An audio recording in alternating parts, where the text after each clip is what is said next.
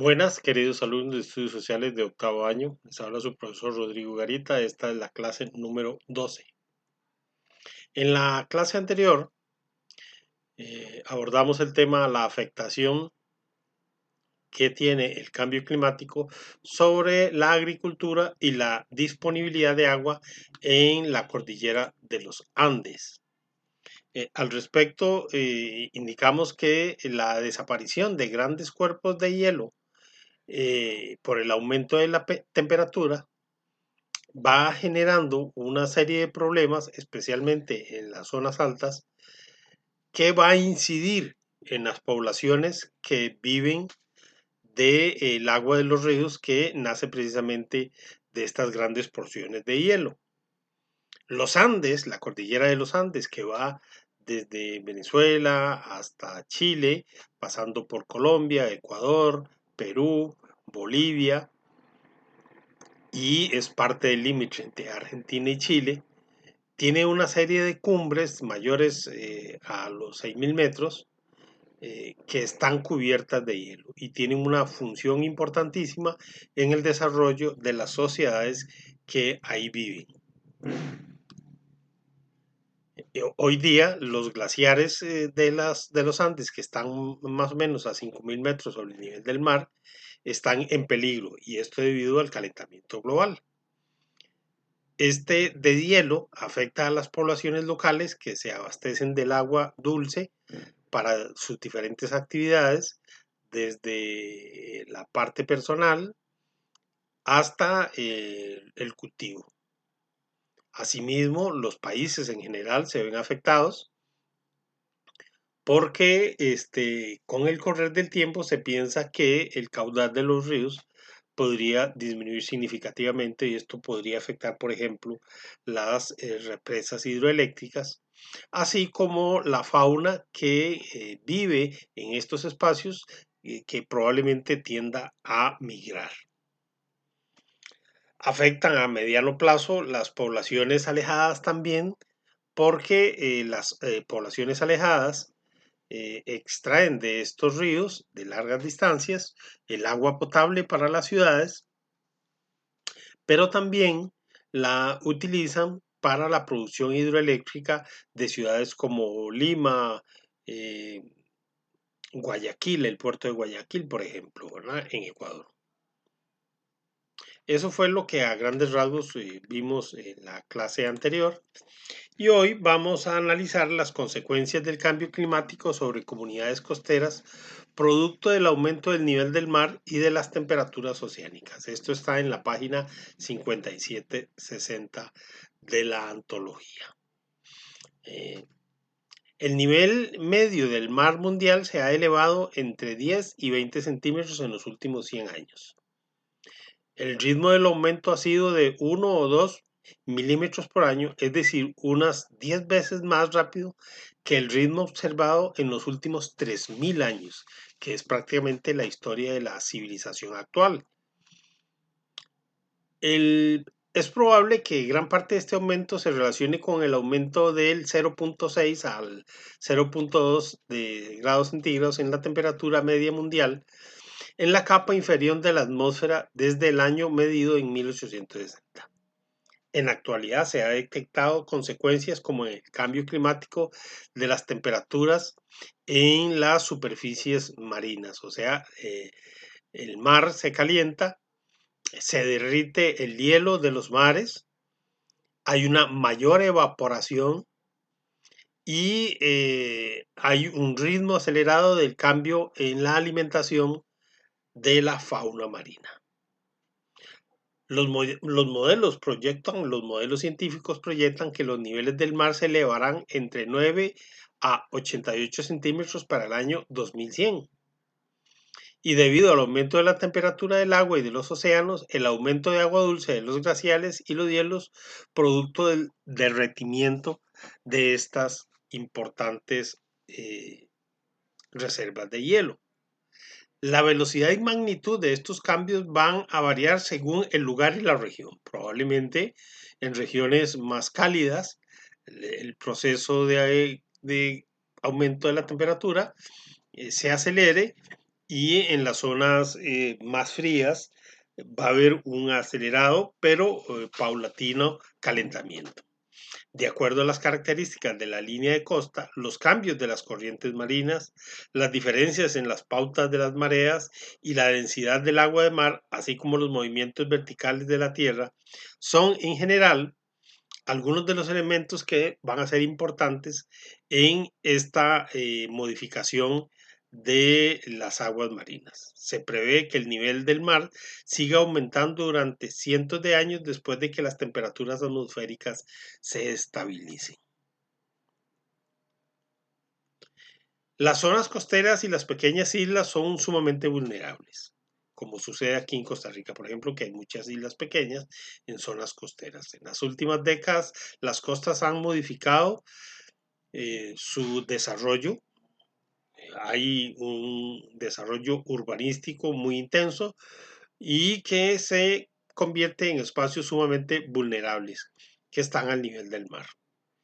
Los países en vías de desarrollo, con sus economías e instituciones muy débiles, están expuestas a los grandes riesgos que esto provoca.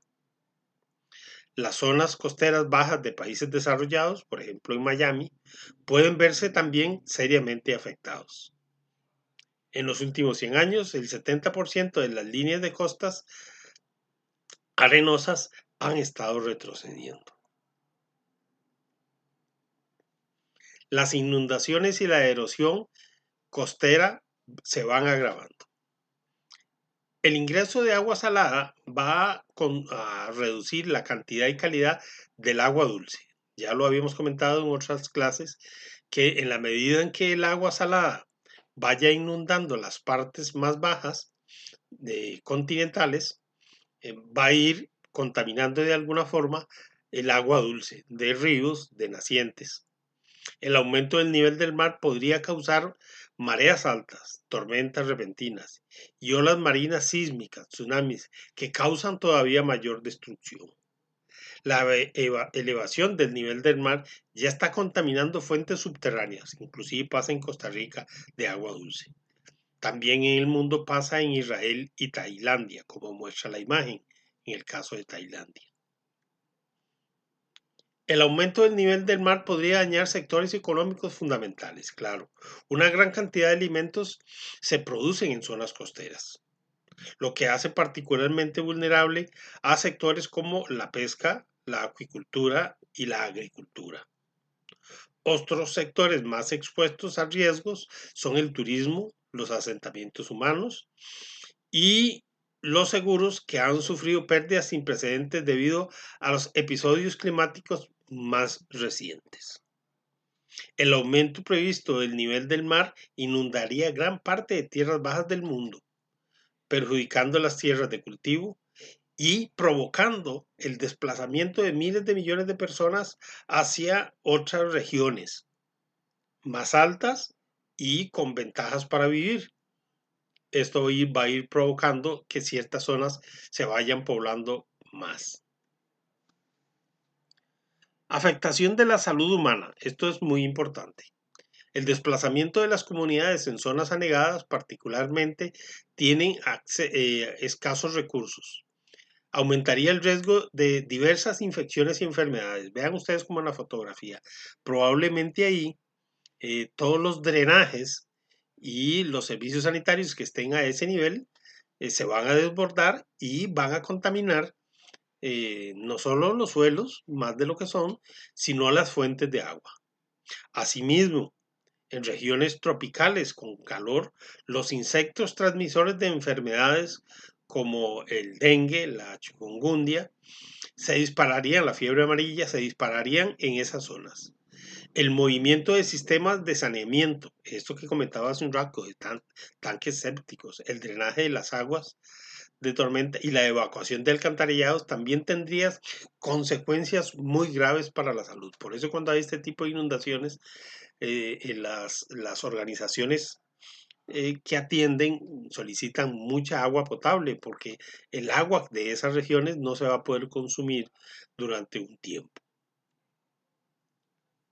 Algunos valiosos ecosistemas estarían expuestos a graves riesgos. Las zonas costeras contienen algunos de los ecosistemas más diversos y productivos del mundo, lo que incluye, por ejemplo, lo que vemos al fondo de la fotografía, manglares, los arrecifes de coral, las algas marinas, los deltas de tierras bajas en la desembocadura de los ríos, los islotes y arrecifes de coral son particularmente sensibles a estos cambios en la frecuencia e intensidad de las lluvias y de las grandes tormentas. Los corales generalmente crecen con suficiente rapidez para ajustarse al aumento del nivel del mar, pero podría ser dañados por la temperatura marina cada día más cálida, o sea, cada día se calienta más de lo que hablamos al principio.